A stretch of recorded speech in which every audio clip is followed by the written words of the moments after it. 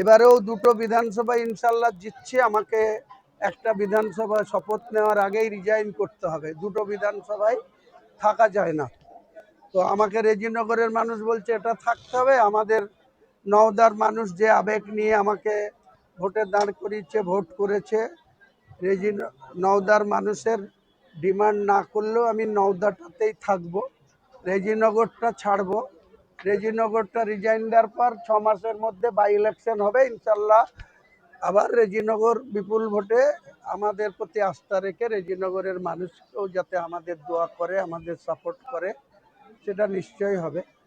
আর নওদাটা আমি লোকসভা ভোট পর্যন্ত আছি, লোকসভাতে বহরমপুরে দাঁড়াবো ইনশাল্লাহ, ওখানে জিতবো, এমপি হব। তখন নওদাতেও আমাদের যোগ্য ক্যান্ডিডেটকে নওদাতেও 2029 সালে বিধানসভা আমাদেরই পার্টির আমজনতা উন্নয়ন পার্টির প্রতীকেই জিতিয়ে আনবো, সেটা দায়িত্ব।